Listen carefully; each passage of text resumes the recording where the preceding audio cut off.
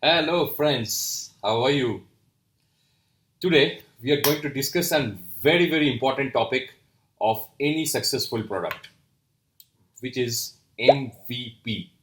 Often we came to here to know a lot of things on MVP. MVP this, MVP that, MVP of that product, MVP of this product.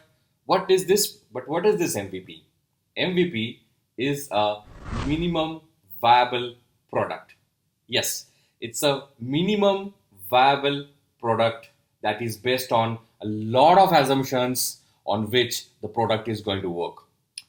Let me explain you in details. What is this MVP? Imagine you are going to eat a pizza, right? So is there in a pizza? You have a bread as the base. On that you have a sauce. Over the sauce you have some, vegetables or chicken or anything that is the main content of the food. On top of that, there are some seasonings like oregano, like other seasonings which we put, which are called as taste enhancers, isn't it? So, what is the MVP of this pizza? How will a customer understand that okay, this pizza is okay to eat? If we give the customer the basic of the bread, will they able to consume? No. If we give only the sauce, will we be able to consume? No. If we give only the chicken or the vegetables on that which is laid on the top of the bread, will we be able to consume? No. Or if we give only the oregano and the seasonings to eat, will we be able to consume? No. So these are four separate parts of the pizza which together comes and gives an amazing taste.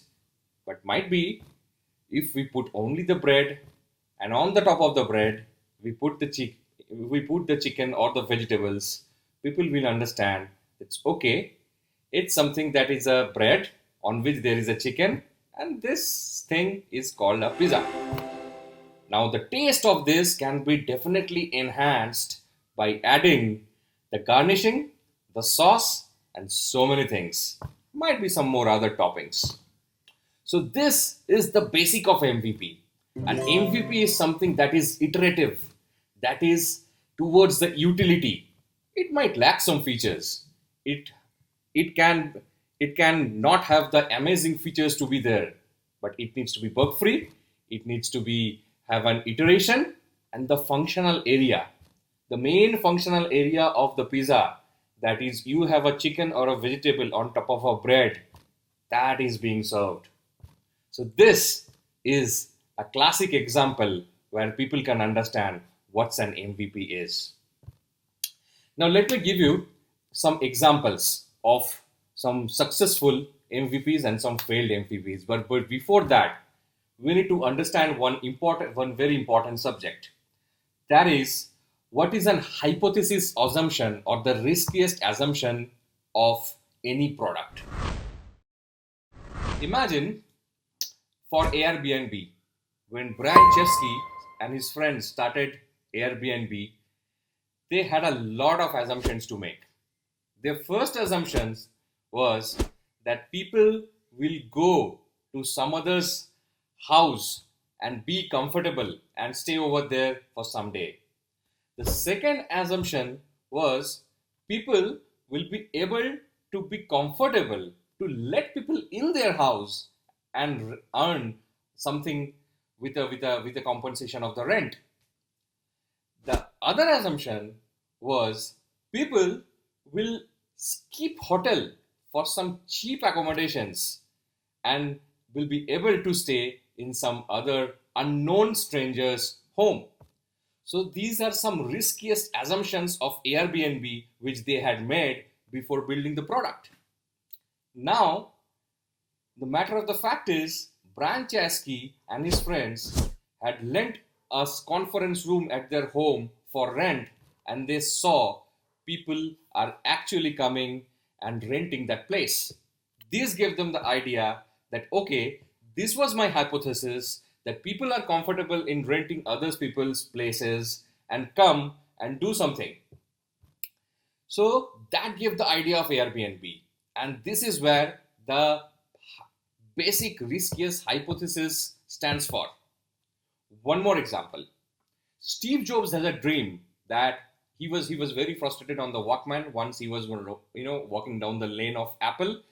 He put that Walkman which he was hearing into a dustbin, and he dreamed that one day there will be one device which will carry thousands of songs in the small device, which ultimately came as an iPod. Now, one day, Apple did a tie-up with Motorola, and they came up with this product which is called as Rokar, ROKR, and this was a failed MVP. Now, why this was a failed MVP? Even after a lot of try with Motorola and Apple engineers together, hardly it could assemble not more than 100 songs within it, right? And the second, if you have seen the UI, it was very easy to navigate to the different places and do the functionality, carry out the functionality. So over here, it was it was a failed MVP. In this reason, the basic hypothesis that Steve Jobs made, that the product will be able to store and play thousands of songs, that was defeated. That single thing was defeated, and that is why this was not an MVP. This is a failed MVP. On the other hand, the classic Apple 3, right, classic iPhone 3 is a very good example of a proper MVP. It had been successful in executing the touchscreen's functionality which Steve Jobs has dreamed. Steve Jobs had dreamed that one day the consumers will be out of the clutter of using keyboards every now and then, and will be using the touch screen to go ahead and navigate to the entire phone, which was very, very, very successfully established in that particular product. And also, if you see, it was internet enabled and it could contain and download a thousands amounts of songs through iTunes. It didn't had a lot of features. It lacked a lot of wow factors, but it was amazing in the fact that it gave the minimum viability of iPhone at that point of time. Now, coming on to the next topic, which we say as the build, measure, and the learn loop of product management. What is build, measure, learn loop of product management? Eric Ries, who is the famous of the author of the book The Lean Startup, amazingly described it. He said that any product has to go through this cycle. We have to build something based on the MVP and the riskiest assumption. We have to measure the outcomes, how the outcomes are coming, whether it is coming from, whether how utility or how utilable is it to the majority of the users, right? And take it to learning, whether this is actually using the, this is actually helping the users or not.